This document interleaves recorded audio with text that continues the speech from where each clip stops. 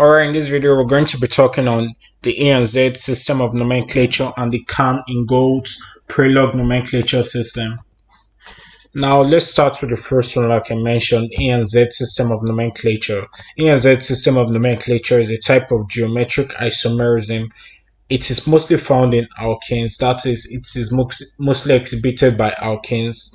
In this case, the substituent group attached to the carbon atom carrying the double bond are completely different.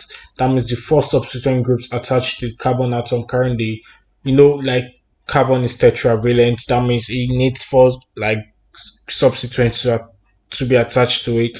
So like the four substituents attached to the carbon atom, they are completely different, and that's like the major reason why we use E and Z isomerism, because if not of this, we could have actually used trans and cis isomerism, but we are limited. Like trans and cis isomerism is limited to this factor, so therefore they had to form a new type of isomerism, and that's the E and Z system of isomerism.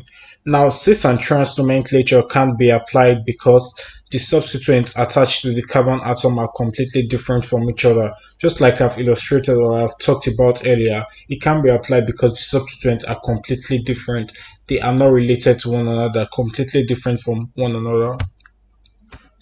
Now, the E in and the E, what should I say? The symbol E stands for Etgengen, and it's a German word, so I do not mind my pronunciation. I'm not from Germany.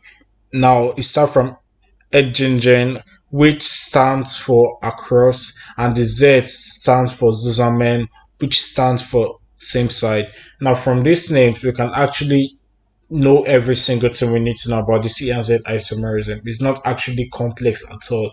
It is so simple. The major reason why I actually made this video was actually to talk about the rules concerning it, and that's when Cahn-Ingold-Prelog nomenclature system comes. So let's just go on. The isomerism is based on the priority of the substituent groups attached to the carbon atom. The system of naming is guided by a nomenclature system known as Cahn-Ingold-Prelog Nomenclature system, named after its developer, Cahn-Ingold. Now, I'm sure we've all heard of we've all heard of E and Z isomerism system, so I'm not really going to be illustrating on that. I can actually make a video later to talk about the E and Z isomerism, but I just want to talk to people already have an understanding of it, but do not really know how to apply the rules or how to name this E and Z isomerism, because there are rules guiding the naming system of this E and Z isomerism. So I just want to talk about those rules. So let's go on. Now, the Cahn-Ingold-Prelog system of nomenclature. Like I said, this Cahn-Ingold Prelog system of nomenclature is actually the rules in naming. It's actually the rules used in naming E and Z isomerism. That's what it's just all about. Not let the name fool you. I told you the name was given after the developer, so they could not just give it the other name. They had to honor the developer, and they gave it that name. Now, these are basically rules that guide the E and Z system of nomenclature. They help determine the priority of the substituent based on different factors. Now, these rules, they guide the system of naming, just like how we normally do organic chemistry. There are rules guiding how you name a compound. You can't just name a compound randomly, you end up missing it. So these are the rules guiding the system of E and Z isomerism. Now, I said that these rules, there are factors that affect these rules, if I just put it that way. And these factors could include atomic number, atomic mass, and presence of multiple bonds. There are other factors, but these are the three major factors that we're going to be discussing on. Now, the rules of the Cahn-Ingold system of nomenclature. Like I said, this is what I'm actually going to be talking of. Now, the first rule is the most common rule. This the basic rule. If you've not actually progressed further, let me just say when a lecturer gives you an example or something like that, this is the rule you expect you to apply. This is the easiest and the basic rule of E and Z isomerism system. So let's just go with it. Go. Now the first rule, if completely different carbons are attached to the carbon carrying the double bond, then we assign, if completely different atoms are attached to the carbon carrying the double bond, then we assign priorities based on the atomic number of the substituents. Now, like I said, this is like a basic rule. Just like what I gave earlier in like E and Z isomerism, why it is used is because of the substituent groups are completely different. Now, look at this rule. If completely different atoms are attached, that means the substituents are completely different. They are attached to the carbon carrying the double bond. That means like the double bonded carbon. Okay, that's just the basic rule. Now, what I mean by this is the basic rule is that if you don't observe this rule, you've actually failed everything. Now, because of this, because of like the substituents are completely different, we actually, the isomerism that we're actually going to be talking about actually deals with assigning like priorities. You can assign one like priority one and priority two, and these priorities they are assigned based on the atomic number of the substituents attached to the carbon atom. For example, if it's carbon, we know the atomic number of carbon to be 6. If it's oxygen, we know the atomic number of oxygen to be 8. If it's sulfur, we know 16. If it's chlorine, we know 17, so on and so forth. And that's what we're actually going to be talking on. Now, we give a higher priority to the substituent with a higher atomic number and a lower priority to the substituent with a lower atomic number. Now, this is what I just talked about.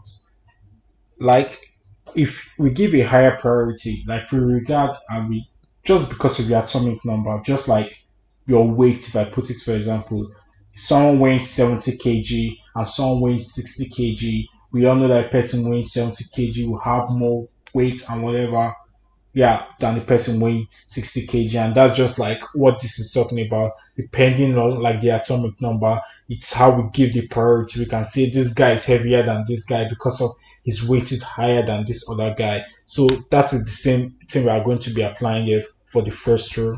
So let's go on. Now I wanted to like give you an illustration of this first rule. Now let's say something like this. Now we all know this is like an alkane, or let's just say, now I want to use halogens for this my first example. Now let's say bromine is here, iodine is here, chlorine is here, and fluorine is here. Now, like I said earlier, we give a higher priority to the substituent attached. We give higher priority when the substituent attached based on their atomic number. Now, we all know the atomic number of all of this. Now, even if we don't know it, we can actually like just go down the group. We all know that we have from fluorine to chlorine to bromine, then to iodine. Then you can just actually just decode it. It's not really like a hard stuff. Just use that your periodic table mentality and decode it. I said higher priority. Let's say priority 1 is greater than that of 2. So that is what we're just assuming, that 1 is greater than that of 2. So when an element, like the element with a higher atomic number should take a priority 1, and the element with a lower atomic number should take a priority 2. Now, when we are comparing iodine and bromine, we find out that iodine take priority 1 and bromine take priority 2. And when we are comparing chlorine and fluorine, we find out that chlorine takes priority 1 and bromine takes priority 2. Now, this is just all about it. It's just all about it. Now, there's something we now notice, that the priority 1 is on the same side and priority 2 is on the same side. Even if you just notice 1, it is good enough for you to just use to determine. Like I said earlier, E and Z. E is for Etgengen and Z is for zusammen, and E means across and Z means same side. Now, if we look at this, these two, like the priority 1 is on the same side and the priority 2 is on the same side. So we can actually call this a Z isomer. Let me just give the full name, but let me just call this now for start Z isomer.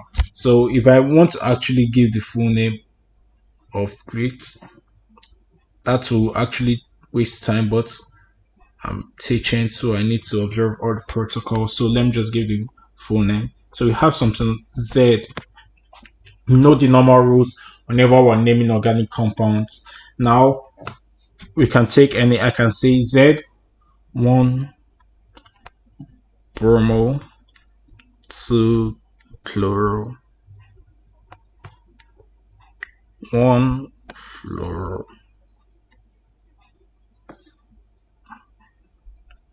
and 2 iodo ethane. Now this is like the name of the full complex, but if you notice something now, my Z or my Z, that's my zusammen, I kept it in a bracket. That's to indicate the type of isomerism present, if I put it that way. Now let me just talk about the Etgengen and we can go further with that. Let me just give you an example on the Etgengen. I don't want to actually claim this because it's not actually like something completely different. Let me just clean the substituents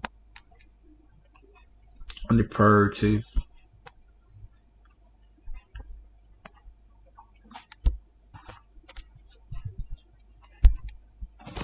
Okay. Okay. Now, like I said, for A isomerism, that means they have to be like across. The priorities have to be across. So now let's still use iodine. Yeah. Iodine here. Then we use, let's say, fluorine. And there we use, let's say chlorine. And here we use bromine. Now, just like the same thing like I did before, we take priority 1 is higher than priority 2. And depending on the atomic number, higher priority, lower priority, and higher priority. Now, if we look at it, the higher priorities down different side of, like you said, across, they're across from each other. So now that's how you know that you're going to actually use the E isomerism. So the name still remains the same, but instead we just put E in the bracket instead of Z. Now that's the first rule concerning this. Now let's go to the second rule. When the substituent attached to the carbon carries a double bond, and when the substituent attached to the carbon carrying a double bond are isotopes of the same element, then we assign priorities based on the atomic mass. Now this rule is simple, it's just like the first rule.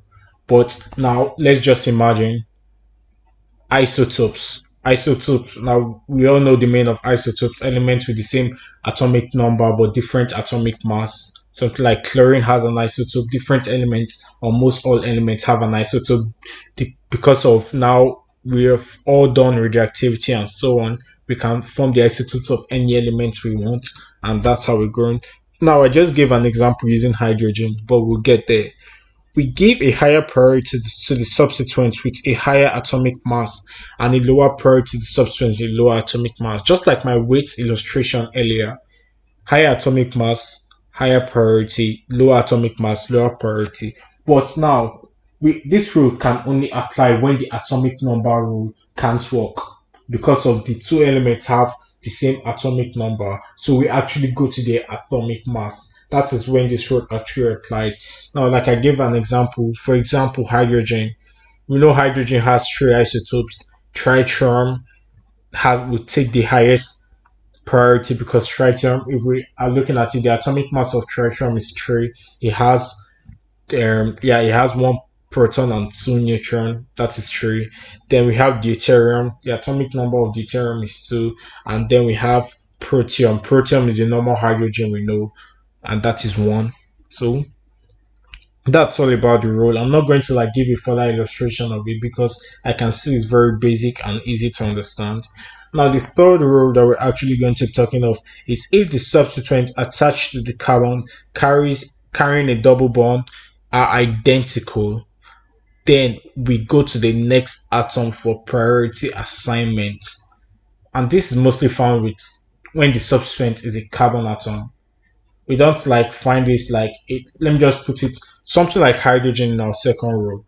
hydrogen has isotopes, so we can actually determine the isotopes and so on.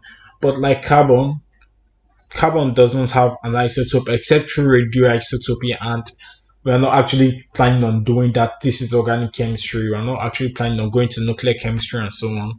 So, like I said, this is mostly found in carbon.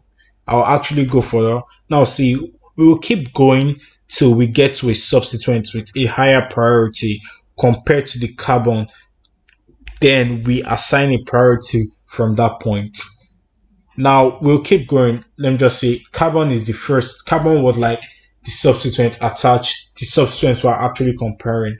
But we find out that both sides have carbon, so we can't actually compare carbon. So we'll keep going. If there's another element attached, let's say carbon, the next is hydrogen. Hydrogen is still the same. We'll keep going. Maybe we'll not find fluorine somewhere or iodine somewhere or any other group somewhere, then that is where we start taking our priority from. That is where we start taking. No other place can we take our priority from. So now there's an example like I saw. It's a really long, big and complex example, but I like it, so I'm actually going to use it to illustrate. So let's say something like this. It's a really, really, really complex example. See. Okay. CH3.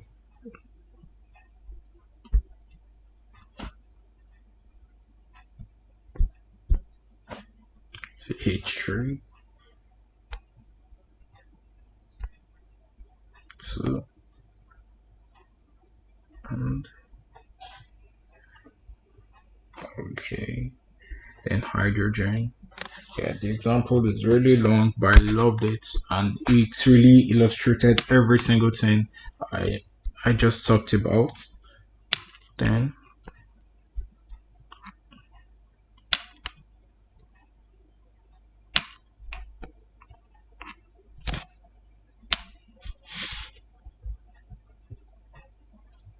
okay, please don't get confused.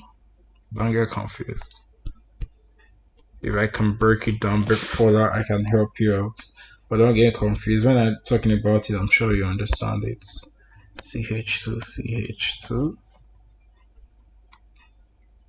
Then this is like T-butane. H. CH2. Now this is the example I saw. And this example actually blew my mind because it's a very nice example of all of this. Okay, so let's go and let's talk about it. Now, like I said, if we look at this, let's compare the top carbon, like the two top. Like I said, let's say 1 is greater than 2. Priority 1 is greater than priority 2. Now, if we're comparing the two top carbons, like the carbons above, not the hydrogen and the other carbon 1, and let me just give this is 1. Let me use a different color so I end up not confusing. This is 1, this is 2, and this carbon 3. Okay, now let's continue. Now we can see from carbon 1 starts with a carbon 2 also starts with a carbon. How are we going to decode that? We can't actually assign a priority to anyone, so we keep going further. The next stuff is a carbon. We can't still use that. The next is a carbon. It's just carbon and hydrogen. Those are not taking us anywhere. But we now found out that we see a different substituent attached to, like I said, if we can, let me go back to the rule. Now we see we'll keep going till we get to a substituent with a higher priority compared to carbon. Then we assign a priority from that point. Now, like the atomic number of carbon is what we all know, 6. The atomic number of chlorine here, this is the odd number substituent, or should I say that's the odd substituent, and the atomic number of chlorine is what? 17. So that's the odd one. So we end up assigning to this particular group, we give this particular group priority 1, and we give this particular group priority 2. Now, the bottom is not actually hard because we're ending up comparing carbon to hydrogen. So it's ends up having priority 1 and this having priority 2. So this end up giving us what? A Z isomer. Now the name of this is actually complex, but let me just give you the name. The name of this is Z. I can't write it down. I can't see space, but except I take this down, but let me take it down. I'm write the name. The name is actually Z 5-butyl C5-butyl 8-chloro 4-decene. This is the name of the structure that I gave you above. It's complex, but I'm not sure they will ever give it that type of structure to name, except they won't give it that type of structure to name. So let's go further. Now this is the last rule that I'm actually going to be talking on. There might still be like further rules, but for this level, I'm actually going to be stopping at this rule. Now, when a multiple bond is present within the substituent attached to the carbon atom in focus, we treat the multiple bond as a single bond, and we duplicate that multiple bond in order to determine the priority of the substituent. This rule might sound complex and is way off the charts if I put it that way. When you're looking at this rule, we're not talking about alkenes again. That's my next point. Unlike previous rules, let me just read it. Unlike previous rules, this rule is mainly not applicable to alkenes. Rather, it is applicable to compounds with multiple bonds, such as carboxylic acid derivatives. We all know carboxylic acid derivative, acid anhydride, acyl chloride, so on, ketone aldehyde, so on, amides, cyanides, and so on. Those are what this rule is actually applied to. We can't apply this rule to an alkane because if we look at the rule, let me just underline a point. When a multiple bond is present within the substituent, the multiple bond is not present within the carbon. It's not present in the carbon-carbon bond. It's present within the substituent. Now, if you can see from all these compounds, it's mostly like the substituent, or what should I say, the functional group, that the multiple bond is present. Now, this functional group is actually acting as a substituent in this case. Because it's actually attached to the alkane and whatever. That's why it's acting as a substituent in this case. So let's just go. Now, note, if the double bond is present, then the substituents need to occur twice. And if it's a triple bond, then the substituents need to occur thrice. Now, this is not something that it might look hard first, but with an example you understand. Now let's take an example. Let's take ketone for example. We know ketone is something like this with a double bond O. This is the ketone we know. But now look at what the rule says. If a double bond is present within the substituent, like this is the substituent that we're actually taking, that's the functional group, the CO group. Now what I said is that if there's a double bond present, then the substituent needs to occur twice. That means the oxygen is actually going to occur twice. So what's actually going to happen because of this rule is this. It's not complex at all. It's not complex at all. It's actually a very simple rule. This is actually what's going to happen. We see that this O that we normally see before, this O, it duplicated and gave us two O's, and that's what the rule is actually talking about. Now, let me give you another example. Let's take cyanide. Let's take cyanide ion. We have something, sorry, it's not my illustrating color. Now let's take cyanide ion. We have cyanide ion to be RC triple bonded with N. Now we can all decode what's going to happen here. Like cyanide ion, we can look at the rule again, and if there's a triple bond present, then substituent group needs to occur thrice and so on. So the nitrogen ion will occur 3 times. That's what's just happening. So we have something like this: R, C, N, the first nitrogen, the second nitrogen, and the third nitrogen.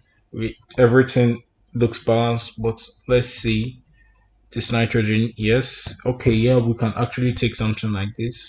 Yeah, and it looks balanced. Now this nitrogen needs to, because nitrogen needs to accept 3 electrons and so on.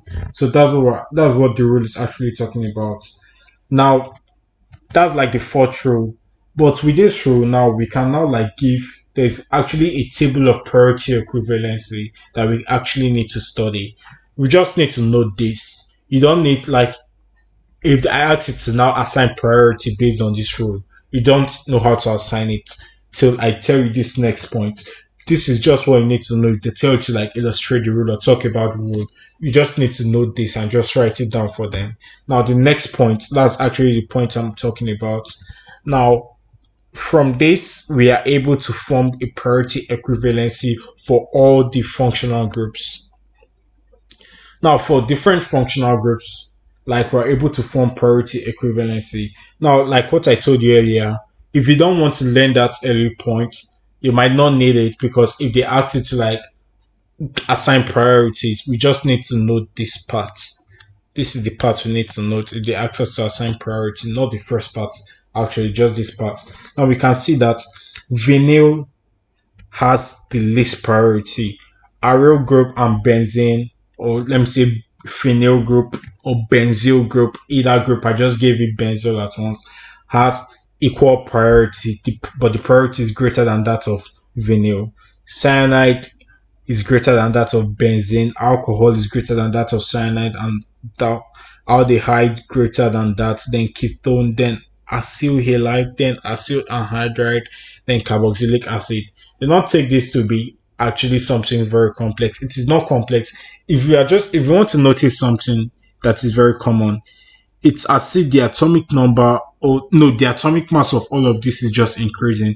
Vinyl has the least, then aryl, then benzene, then cyanide. It's as if it's just increasing. The reason why you might be confused and say benzene might have a greater atomic mass than cyanide. Remember that previous rule that I told you before. It duplicates. Cyanide, the nitrogen will have to duplicate. So instead of you having one nitrogen, you end up having 3 nitrogen. And that's why it's going to have a greater atomic mass. Same thing for alcohol, same for aldehyde, and so on and so on. So that's how the rule just applies.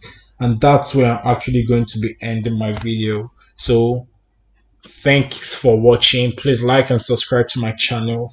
Thank you. Goodbye.